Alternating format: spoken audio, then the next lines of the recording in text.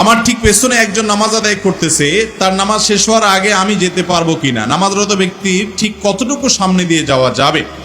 আপনার ঠিক পেছনে যদি কেউ নামাজ আদায় করে ঠিক পেছনে, তাহলে সেক্ষেত্রে আপনি বরাবর সামনে যদি বসে থাকেন আপনি উঠে যেতে পারেন।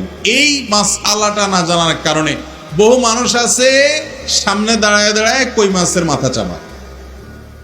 কই মাছের মাথা চাবানি বুঝেন?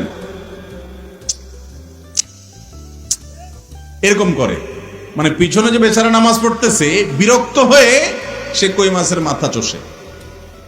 তো এবার ওই বেচারা কই মাছের মাথা চষা বুঝেন নাই, মানে বিরক্ত আর কি। সে এই যে বিরক্তি প্রকাশ করতেছেন আপনি, পিছনে যে বেচারা নামাজে দাঁড়াইছে তার নামাজের অবস্থা কাহিল হয়ে যাবে, কারণ সে বারবার দেখতেছে আপনি পিছনে বড় বড় চোখ করে তাকাচ্ছেন তার দিকে, তখন তার নামাজের অবস্থা কাহিল হবে না?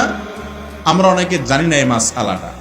আপনার পেছনে কেউ যদি নামাজে দাঁড়ায়, বরাবর আপনি সামনে বসে আছেন, তাহলে আপনি ডান পাশ অথবা বাম পাশ দিয়ে নেমে যান, কোনো অসুবিধা নেই।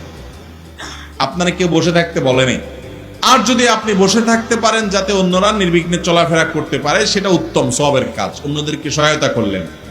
কিন্তু আপনি বসে থেকে ওই বেচারার দিকে বারবার তাকাচ্ছেন যে সে নামাজ শেষ করতেছে না কেন, এটা উচিত না। আরেকটা পদ্ধতি আছে, সেটাও জায়েজ। সেটা হলো, নামাজ একজনে পড়ছে, আপনি পেছন থেকে ঠিক তার বরাবর সামনে উঠে দাঁড়ায় গেলেন। কথার কথা জামাত দাঁড়ায় গেছে, এখন একজনের সুন্নত পড়তেছে, এখন শেষের দিকে আছে, তো সামনের কাতারে তার যে নামাজ পড়তেছে তার বরাবর সামনে একজনের জায়গা ফাঁকা আছে, ডানে বামে মুসল্লি ফিল আপ হয়ে গেছে। তা আপনি এক পাশ থেকে আস্তে করে বরাবর দাঁড়ায় যান, কোনো অসুবিধা নেই। এটাকে বলা হয় সুউদ, আর আগেরটাকে বলা হয় নুজুল, অর্থাৎ বরাবর সামনে উঠা অথবা সামনে থেকে বরাবর যাওয়া, এই দুইটা জায়েজ আছে। যেটা নিষেধ হাদিসে সেটা হলো মুরুর। মুরুর কোনটা? ক্রস, এক পাশ থেকে আরেক পাশে যাওয়া। নামাজ পড়তেছে একজন, আপনি এই পাশ থেকে এই পাশে অথবা এই পাশ থেকে এই পাশে গেলেন, এটা হলো না জায়েজ। তাহলে পদ্ধতি তিনটা হলো, বরাবর সামনে থেকে সরে যাওয়া জায়েজ আছে, পেছন থেকে বরাবর নামাজের সামনে গিয়ে দাঁড়ায় যাওয়া সেটাও জায়েজ আছে, কিন্তু এক পাশ থেকে আরেক পাশে যাওয়া জায়েজ নাই। এক পাশ থেকে আরেক পাশে যদি কেউ যায়, হাদিসে রাসূল আকরাম সাল্লাল্লাহু আলাইহি ওয়াসাল্লাম নির্দেশ করছেন সে যেন ওই ব্যক্তির সাথে লড়াইয়ে লিপ্ত হয়, তারে রীতিমতো থামায় দেয়। মসজিদে নববীতে একবার আমি দেখেছি, এক ব্যক্তির সামনে এরকম একজন যাচ্ছে নামাজের মধ্যে, সে এরকম হাত বাইর করে দিছে। তো হাত বাইর করার পরেও ওই লোকটা থামে নাই, সে তাও যাইতে দিছে।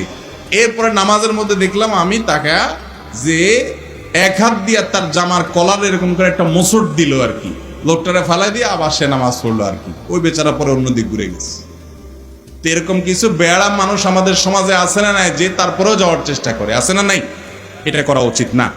শুক্রবার ফজরের পূর্বে গোসল করলে ওই দিনের গোসলের সুন্নত আদায় হবে কিনা? হবে ইনশাআল্লাহ। শুক্রবারের গোসল এটা সুন্নাত, অতএব ফজরের আগেও যদি কেউ করেন আশা করা যায় সেই দিনের সুন্নাত আদায় হয়ে যাবে।